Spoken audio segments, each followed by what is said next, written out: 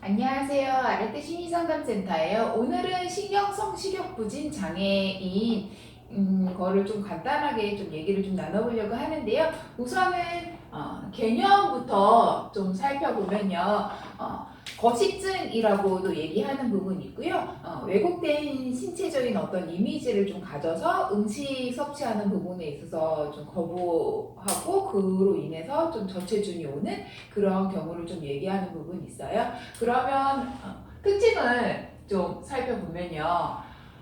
청소년 후기나 아니면 성인 초기에 좀 많이 발병되는 부분이 있고요. 남성보다는 여성이 좀 더 많이 있는 부분이 있고요. 체중 유지하는 부분에 있어서 좀 거부하는 그런 부분이 있고, 그리고 체중 증가에 대한 어떤 공포를 좀 많이 느끼는 그런 부분이 좀 있어요. 그래서 신체 크기나 아니면 정상 체중 그런 부분에 있어서 본인이 생각하는 그런 기준이 정상하고 좀 많이 달라서 심각한 어떻게 보면은 지각 장애를 좀 경험하는 그런 부분이 좀 있어요.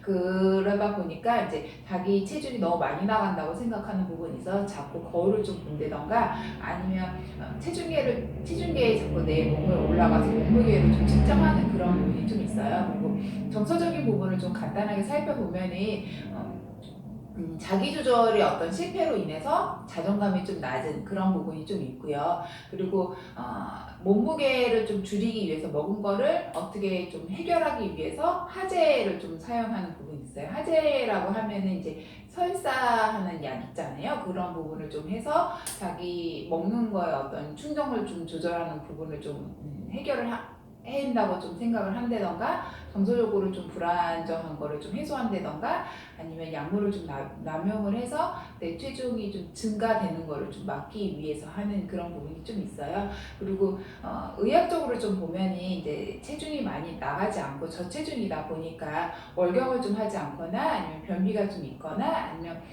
저체중을 좀 많이 호소하는 그런 부분이 좀 있어요. 그래서 영양 결핍이 좀 걸리거나 피부가 좀 건조한 그런 부분도 좀 같이 있으니까 그런 특징들을 좀 알고 계시면 좀 좋을 것 같아요. 그러면 원인을 간단하게 좀 살펴보면요. 가족력이 먼저 좀 있는 부분이 있고요. 그리고 사회 문화적인 요인이 있어요. 요즘에 옛날에는 뭐 좀 통통하거나 그런 거는 이제 부의 상징이나 그런 부분이 있었는데 요즘 같은 경우에는 이제 날씬함을 좀 많이 추구하는 부분으로 인해서 거식증, 신경성 식욕부진증 장애를 좀 경험할 수 있는 그런 부분이 좀 있어요. 그러면 진단을 어떻게 내리는지 좀 간단하게 좀 살펴보면요. 음식을 좀 거부하는 부분에 있어서 좀 체중이 좀 적게 나가는 저체중으로 좀 저체중이 그런 부분을 좀 경험하는 부분이 있고요. 그리고 체중 증가나 비만에 대한 어떤 두려움 때문에 체중 증가를 막기 위해서 어떤 행동을 좀 반복하는 그런 부분이 있어요. 뭐 할제를 사용한다던가 그런 부분이 있고요. 그리고 체중에 대한 어떤 지나친 압박감을 좀 일으키는 부분이 있어서 저체중의 심각한 그런 부분이 별로 이렇게 심각하지 않다라고 생각하는 그런 부분이 있어요. 그리고 마지막으로 3개월 이상 돼야 신경성 식욕부진증, 거식증이라고 좀 진단 내려진다는 거 좀 알고 있으면 좀 좋을 것 같아요. 이것도 간별해서 좀 봐야 되는 부분이 있는데요. 어떤 부분을 좀 간별해야 되는지 좀 간단하게 좀 살펴보면요. 우울장애나 아니면 사회공포장애, 강박장애, 신청변형장애하고 좀 간별해야 되는 부분이 있는데요. 동반도 마찬가지. 간별하고 똑같이 우울장애나 불안장애나 강박장애나 신체 변형장애가 좀 같이 올 수 있는데 간별인지 아니면 이게 같이 동반으로 오는 건지 그런 부분을 좀 간별해서 봐야 된다는 거 알고 계시면 좀 좋을 것 같아요. 그러면 상담은 좀 어떻게 진행되는지 간단하게 좀 살펴보면요. 보통 청소년 후기 아이들이 오기 때문에 심리 상담을 좀 많이 하는 부분이 있고요.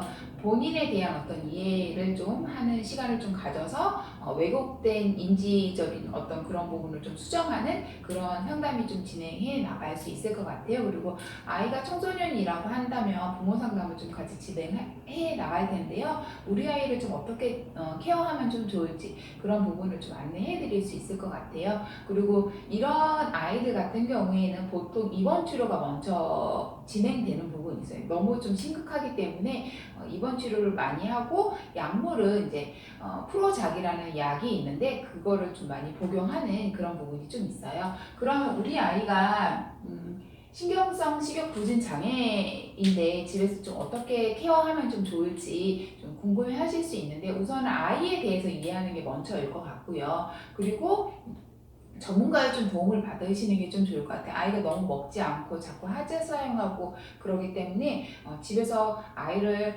토닥토닥 거리고 좀 이해하는 부분이 있겠지만 그래도 좀 전문가의 도움을 좀 구하는 게 좀 좋지 않을까 그런 생각이 좀 들어요. 오늘은 이렇게 좀 간단하게 신경성 식욕부진증, 거식증이라는 장애에 대해서 좀 얘기를 좀 나눠봤는데요.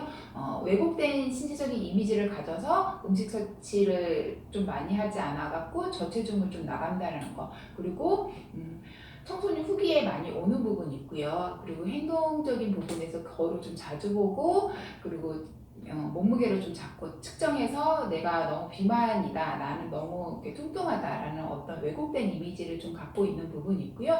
그리고 이제 하재를 좀 많이 사용하는 그런 부분이 있으니까 그 부분을 좀 그렇게 알고 계시면 좀 좋을 것 같아요. 그래서 우리 아이를 좀 이해하는 부분이 필요한 부분이 있고요. 그리고 전문가의 좀 도움을 받는 거를 좀 권해드리겠습니다. 오늘은 이상으로 마치겠습니다. 감사합니다.